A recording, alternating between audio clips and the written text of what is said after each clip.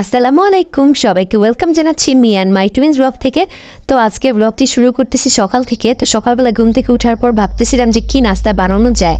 তো এটা একটা ঝামেলা, সকালবেলা এক এক দিন এক এক নাস্তা বানানোর মানে চিন্তা করতে করতে টাইম চলে যায়। তো ভাবলাম যে আমি আজকে হচ্ছে এগ ফ্রেঞ্চ টোস্ট যেটা আছে সেটা বানাই। তো হচ্ছে এই জন্য আমি হচ্ছে ডিম সাথে হচ্ছে মিল্ক, গুঁড়া মিল্ক এগুলো সব মিক্স করে নিয়ে দেন হচ্ছে বাটার দিয়ে আমি হচ্ছে ব্রেডটা সুন্দর মতন ভেজে নিচ্ছি। তো এটা দেখে আমার হাজব্যান্ডকে দিব, আর হচ্ছে বাচ্চারা যেহেতু সকালবেলায় কিছুই খেতে চায় না, তো একজনের জন্য আমি একটু ফিনিয়ে রান্না করছি আর আরেকজনকে দেখি কি কি দেওয়া যায়। ও আসলে একেবারে কিছু খেতে চায় না। আর আমার জন্য আর শাশুড়ির জন্য হচ্ছে আমি পরোটা ভেজে নিয়েছি, আর গতকালকের তরকারি ছিল তো সেটা দিয়ে আর ডিম পোস্ট দিয়ে খেয়ে নিব। আর হচ্ছে তারপর প্ল্যান করবো হচ্ছে দুপুরে রান্না বান্নার।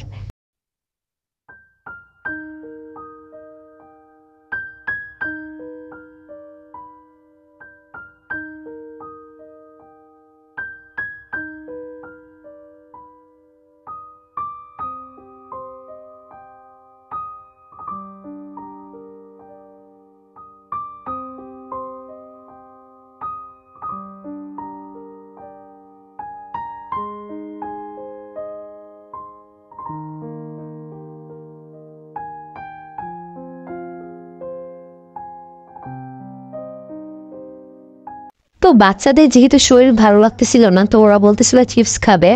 তো আজকে আর মানা করলাম না, নিয়ে আসলাম। আর এই যে রিসেন্টলি ড্রিঙ্ক ওটা না আমার এত ফেভারিট হয়েছে, কেন যেন ভালো লাগে খুবই খেতে। লিচির ফ্লেভারটাই ভালো লাগে, আর অন্যগুলো এখনো ওইভাবে খাওয়া হয় না, কিন্তু লিচির ফ্লেভারটা আমার কাছে অনেক ভালো লাগে। তো এটা এনে নিলাম, আমাদের জন্য খাবো। আর তারপর হচ্ছে এই তো রান্না বান্নার কাজে চলে যাবো। তো ফ্রিজের মধ্যে দেখলাম হচ্ছে লাউ কাটা ছিল। তো হচ্ছে লাউ দিয়ে চিংড়ি মাছ দিয়ে টমেটো দিয়ে আমি একটা সবজি বানালাম। আর হচ্ছে এদিক দিয়ে হচ্ছে আমি রুই মাছ ভেজে নিয়েছি, ওইটা এখন ভুনা করব। বাচ্চারা যেহেতু ওরকম মানে এখন ঝোলটোল পছন্দ করতেছে না, তো ওদের জন্য জাস্ট ভাজা মাছ দিয়ে ভাত খাওয়াবো, দেখি এভাবে খাই কিনা। তো এই তো আমাদের তরকারিটা হচ্ছে আমি কষায় নিচ্ছি, কষানোর পর হচ্ছে মাছ দিয়ে ভুনা করে নিব।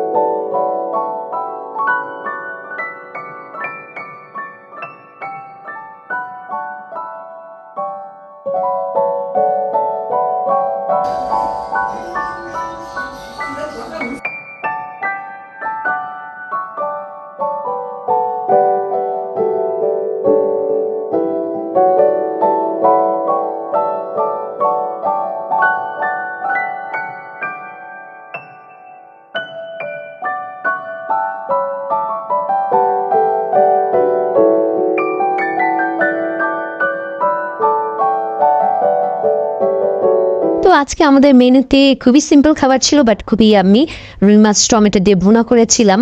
আর হচ্ছে আম ডাল, সেটা যেটা গরমের জন্য সব থেকে ভালো। সাথে হচ্ছে বাচ্চাদের জন্য রুই মাছ ভাজা, আর আমাদের জন্য ছিল হচ্ছে লাউ চিংড়ির তরকারি। তো হচ্ছে বিকালবেলার থেকে ওর বাবা আসলো, ফ্রুটস নিয়ে আসলো, ফ্রুটস শেষ হয়ে গিয়েছিল। তো ওগুলো এখন আমি একটু পানি দিয়ে ভিজায় রাখবো, কারণ হচ্ছে আমি ফ্রুটস পুরো বলতে গেলে সারা রাতে পানি দিয়ে ভিজায় রাখি, সাথে হচ্ছে ভিনেগার দিয়ে তারপর হচ্ছে উঠায় ফ্রিজে রেখে দেই।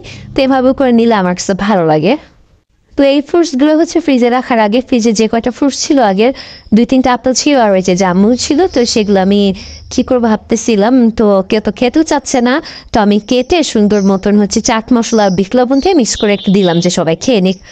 তো এই ছিল আজকে আমার ভিডিও। সবার যদি ভালো লেগে থাকে তাহলে অবশ্যই লাইক কমেন্ট এবং শেয়ার করবেন, এবং সবাই ভালো থাকবেন। আল্লাহ হাফেজ।